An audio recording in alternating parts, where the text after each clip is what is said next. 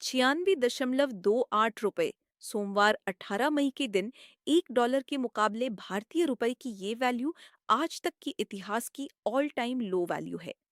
6 महीने पहले ऐसी चर्चा थी कि रुपया 90 का आंकड़ा पार करेगा क्या।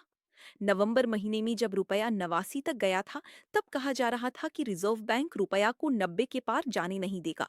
उस समय रुपए की गिरावट रोकने के लिए आरबीआई ने कई बार हस्तक्षेप भी किया था, लेकिन फिर भी गिरावट नहीं रुकी। दिसंबर महीने में ही रुपया 90 की आगे चला गया। अब वो 96 पार कर चुका है। जल्द ही रुपए की सेंचुरी होकर वो 150 के पार भी जाएगा, ऐसी चर्चाएं अब होने लगी हैं। 2014 में $1 की वैल्यू लगभग 60 रुपए के आसपास थी। अब अगर रुपया 100 तक पहुंचता है, तो सिर्फ 12 सालों में रुपए की लगभग 60% गिरावट हो चुकी होगी। ये गिरावट बहुत बड़ी है। भारतीय रुपया फिलहाल एशिया में सबसे खराब प्रदर्शन करने वाली मुद्रा माना जा रहा है। रुपए की गिरावट की इस रफ्तार को देखते हुए भारतीय अर्थव्यवस्था बड़ी मुश्किल में है, ऐसा भी कहा जा रहा है। लेकिन ये आखिर हो क्यों रहा है? डॉलर के मुकाबले रुपया इतनी तेजी से क्यों गिर रहा है? आरबीआई ये गिरावट क्यों नहीं रोक पा रहा? क्या रुपया अब सच में 100 का आंकड़ा क्रॉस करेगा? आइए जानते हैं आज के वीडियो में। नमस्कार, मैं प्रियंका और आप देख रहे हैं स्क्रॉल नेशन। सबसे पहले भारतीय रुपए की गिरावट कितनी तेज हो रही है, ये समझते हैं। ईरान बनाम अमेरिका युद्ध 28 फरवरी को शुरू हुआ। उससे पहले डॉलर के मुकाबले रुपए की वैल्यू करीब 90 के आसपास थी। लेकिन पिछले 3 महीनों में रुपया लगभग 5% गिर चुका है। फिलहाल रुपए की वैल्यू 96 तक पहुंच गई है, जो ऑल टाइम लो है। क्या इसका मतलब ये है कि रुपए की गिरावट के लिए सिर्फ ईरान और अमेरिका के बीच का युद्ध ही जिम्मेदार है? ऐसा भी नहीं कहा जा सकता, क्योंकि युद्ध शुरू होने से पहले भी रुपया इसी रफ्तार से गिर रहा था। पिछले साल मई महीने में रुपए की वैल्यू करीब 85 के आसपास थी, लेकिन दिसंबर में रुपया 90 के पार चला गया। यानी 6 महीने में करीब 5% की गिरावट पहले ही हो चुकी थी। संक्षेप में कहीं तो युद्ध शुरू होने से पहले भी रुपया गिर रहा था, और युद्ध के बाद गिरावट की रफ्तार और तेज हो गई। अब समझते हैं कि रुपए की ये गिरावट आखिर क्यों हो रही है और रिजर्व बैंक इसे क्यों नहीं रोक पा रहा है।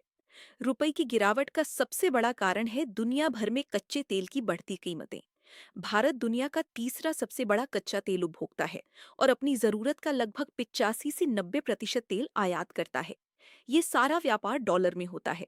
इसलिए जब अंतर्राष्ट्रीय बाजार में तेल की कीमतें बढ़ती हैं, तो उसका सीधा असर भारतीय अर्थव्यवस्था और रुपए पर पड़ता है।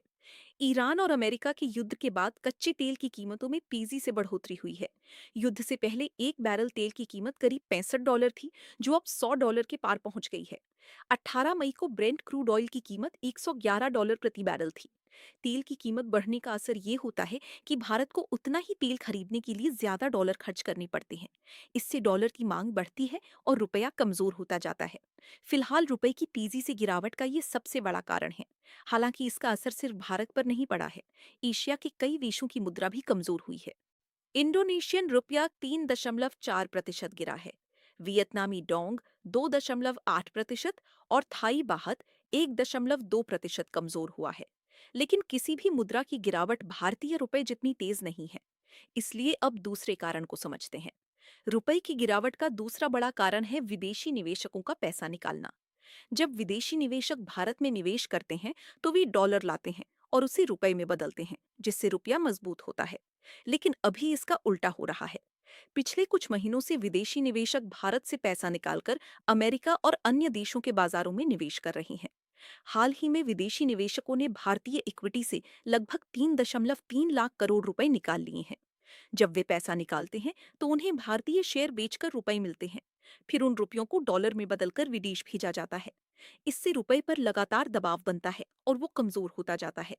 लेकिन सवाल ये है कि विदेशी निवेशक पैसा क्यों निकाल रहे हैं? इसका कारण है फ्लाइट टू सेफ्टी। जब दुनिया में युद्ध या अस्थिरता होती है, तो निवेशक जोखिम कम करने के लिए अमेरिका जैसी सुरक्षित जगहों पर निवेश करते हैं। अमेरिका को दुनिया की सबसे सुरक्षित निवेश मंजिल माना जाता है। इसके अलावा अभी वैश्विक स्तर पर आर्टिफिशियल इंटेलिजेंस और सेमीकंडक्टर सेक्टर में बूम आया हुआ है। निवेशक अमेरिका, ताइवान और दक्षिण कोरिया जैसे टेक मार्केट्स में पैसा लगा रहे हैं।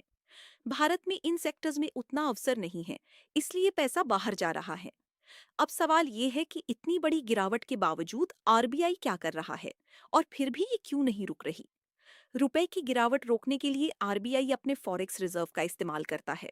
भारत के पास लगभग $700 बिलियन का फॉरेक्स रिजर्व है, लेकिन ये पूरी राशि नकद में उपलब्ध नहीं है। इसमें सोना और आईएमएफ की संपत्तियां भी शामिल हैं।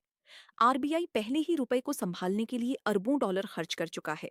इस साल जनवरी में ही भारत ने सिर्फ 8 दिनों में करीब $10 बिलियन खर्च किए थे। लेकिन अब आरबीआई को अपने डॉलर का इस्तेमाल सावधानी से करना पड़ रहा है, क्योंकि तेल आयात के लिए भी डॉलर की जरूरत होती है। इसलिए वो बड़े स्तर पर हस्तक्षेप नहीं कर सकता। अगर आरबीआई रुपए को मजबूती से बचाना चाहे तो उसे ब्याज दरें बढ़ानी पड़ेंगी, लेकिन इससे होम लोन, वाहन लोन और बिजनेस लोन महंगे हो जाएंगे, जिससे अर्थव्यवस्था पर नकारात्मक असर पड़ेगा। इसलिए आरबीआई का फोकस रुपए को कृत्रिम रूप से मजबूत करना नहीं, बल्कि अचानक गिरावट को रोकना है। अगर रुपया धीरे धीरे गिरता है तो आरबीआई उसे स्वीकार करता है। अब सबसे बड़ा सवाल, क्या रुपया 150 तक जाएगा? फिलहाल ऐसा नहीं माना जा रहा है। विशेषज्ञों के अनुसार रुपया का 100 तक पहुंचना संभव है, लेकिन 150 तक गिरना बहुत कठिन है। ऐसा तभी होगा जब भारतीय अर्थव्यवस्था गंभीर संकट में हो, जो अभी नहीं है। गोल्डमैन सैक्स जैसी वैश्विक संस्थाओं का मानना है कि पश्चिम एशिया की स्थिति स्थिर हो रही है, इसलिए रुपया 100 के आसपास स्थिर हो सकता है। हालांकि अभी का 96 का स्तर चिंताजनक जरूर है, और ये ऑल टाइम लो है। चिंता की बात यह भी है कि गिरावट युद्ध से पहले भी जारी थी। अब देखना होगा कि आरबीआई आगे क्या कदम उठाता है और रुपया कब स्थिर होता है। आपको क्या लगता है?